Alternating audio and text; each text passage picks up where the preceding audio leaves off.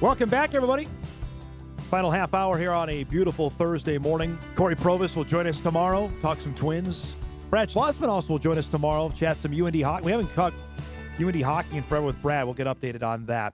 That last story we're talking about on the Summit League's basketball tournament remaining in Sioux Falls seemed like they knew who our next guest is going to be. I am impressed, though, that he didn't give me the Aaron Rodgers lose my number when I texted him yesterday to try to get him on the show, because he was a staple on our show all winter long. The last couple of winters, he's been a staple on our show. And then he goes and gets a Division I job, and thankfully he's still answering my calls, because the new men's basketball coach at the University of Denver is one Tim Bergstraser, who joins us this morning. We've not talked since he got the job. So first, congratulations. And second, thanks for not losing my number. I appreciate that.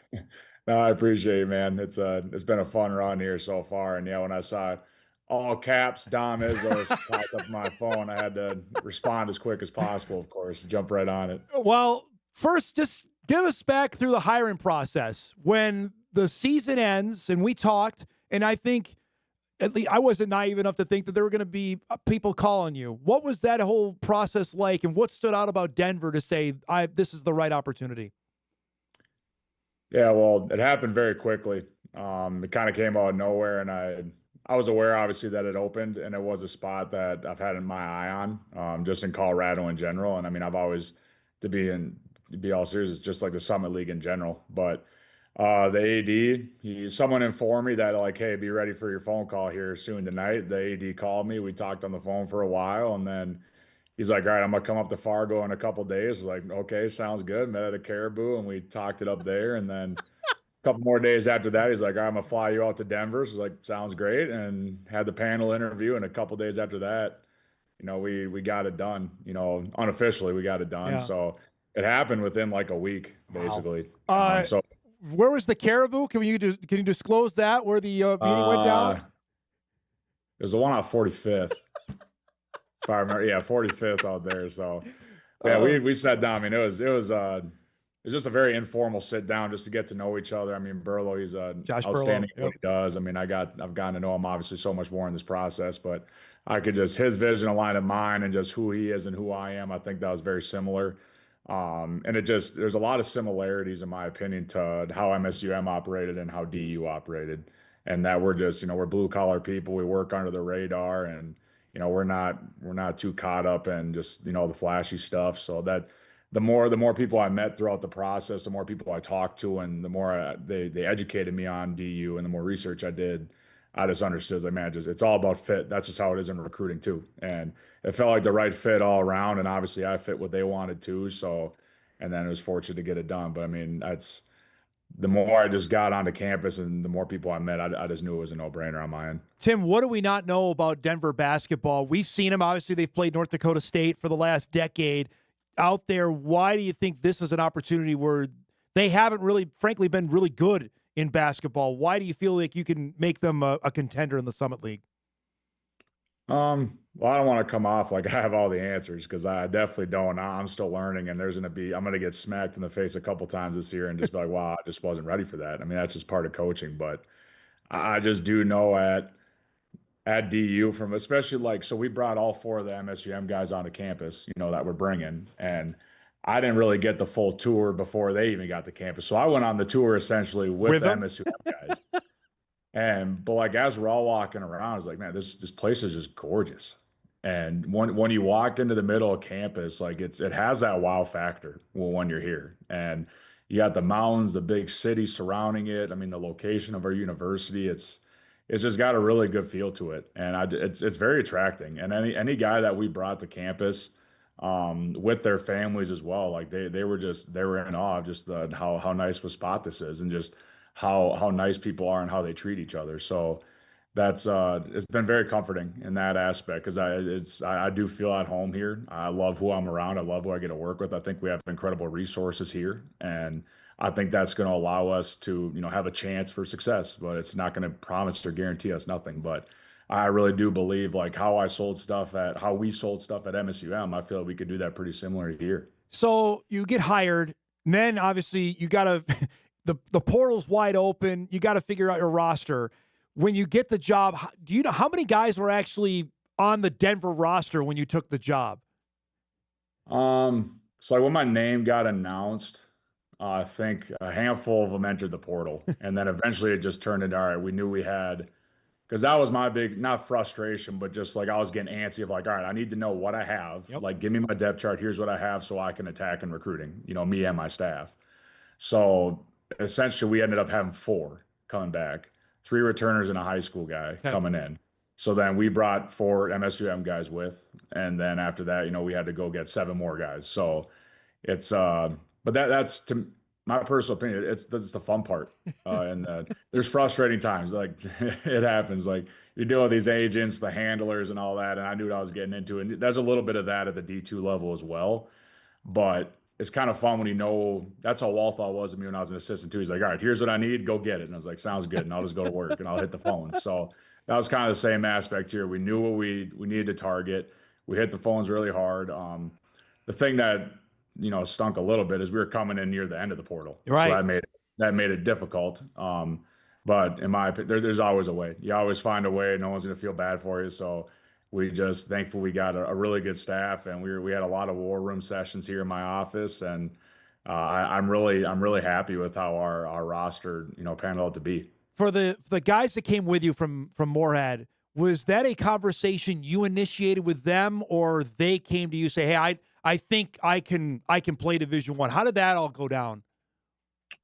Yeah, so when I basically knew that it was a done deal before it was officially announced, like I informed them. I wanted to make sure that they knew officially, and then I obviously had that conversation openly of just like, hey, that's like you're a no-brainer at this level, and I really believe you could play here, and it makes I would be comfortable in my transition if they were to come with me because they know how I operate, they know our standards, and I don't want to reinvent the wheel of Yeah. how we've done things. There'll be some minor adjustments, but when you have guys that understand how you do things, I think that's going to make things a smoother transition. Even like me bringing, Spencer Bland with, that's another guy. Like just overall, like if all those people weren't coming with me, I would have still been confident in our abilities to make it work, but it's made it a lot more smooth in this process. So they jumped right on it. They bursted out laughing and smiling. They're obviously very happy for me, and it's comforting when you have guys that like they didn't second guess nothing. It's like, yep, I'm coming with you. So I think that just shows we did things the right way. So the people who were afraid that Carson Johnson may go Division One, he went Division One. He went with you.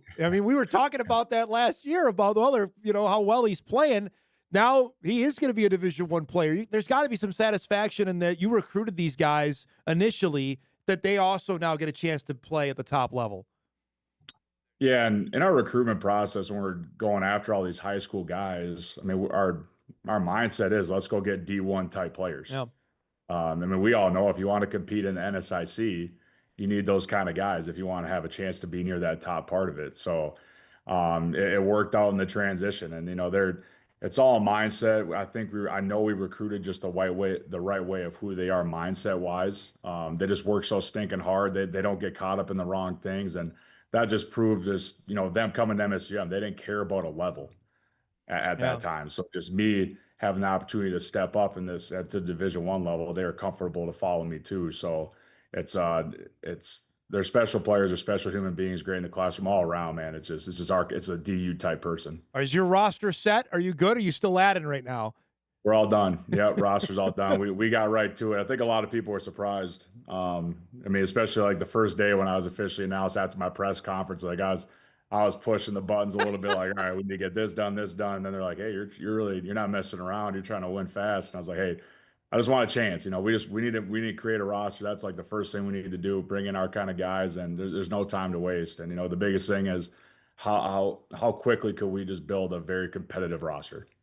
Where do you get a sense the biggest challenge of that? Of now you're going through, I know you had off-season workouts are going on. This is the first time you're getting to be on the floor with at least 11 of these guys. I know 4 of them you know really well. What's the challenge now between here and the end of September when practice starts? I don't think it's much of a challenge. Like the fun part about bringing in transfers for me and my journey so far is putting the pieces together.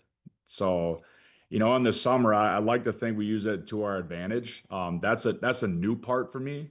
So I'm trying to learn that aspect a little bit more. And I'm used to starting like full go in like end of September. Like that's usually when I do it, and I've always thought that's been plenty enough. Yeah. So I'm not trying to overkill it this summer. It's very necessary we hit the weights extremely hard and get our bodies right to where they need to be. But it's just a really good opportunity for us to just teach and educate our team on how we want to play.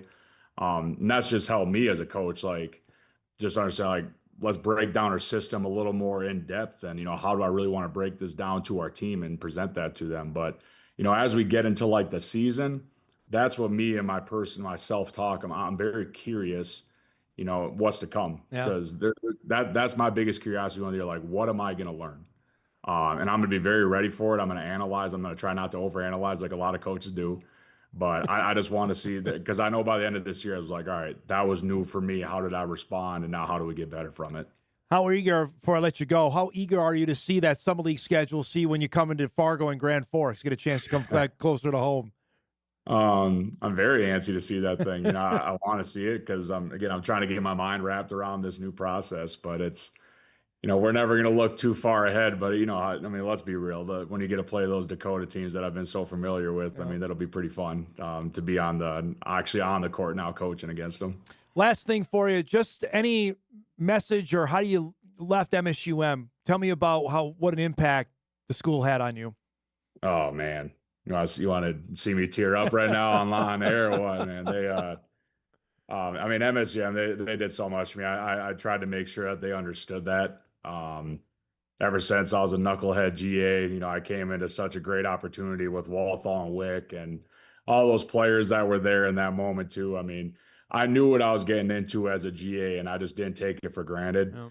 And then, they've just continued to give me the chance to move up to as an assistant, to move up to as a head coach. And all I tried to do is make sure I put that program in university first. And I just continued to pray and make sure that I poured everything I had in that university, because I had a lot of pride in that place. But MSUM does it the right way. I know I'm so optimistic for that place and town that 5-10 years from now, man, it's gonna be oh man, like everybody's gonna want to be there. So just when it comes to all the players, the coaches, the department administration, like it's a very home field spot. And I mean, anybody that should want to go there should be proud to be there. But I mean, I love that place to death. I love the people. I mean, they've done so much for me, and I'll never forget that. It's great to see you, bud. Thanks so much for doing this. I'll see you at Media Day in October, okay? Can't wait. Look forward to it. Good Appreciate to see you, bud. There he goes. Tim Bergstraser, now the head coach at Denver of their men's basketball team. The Pioneers, with 4 guys that came from MSUM with them. Be really interesting to see what happens with them this upcoming year. We'll take our final break. We come back. We'll put a bow on things and get you ready for a moderately busy Sports Thursday. We'll do that when Hot Mike wraps right after this.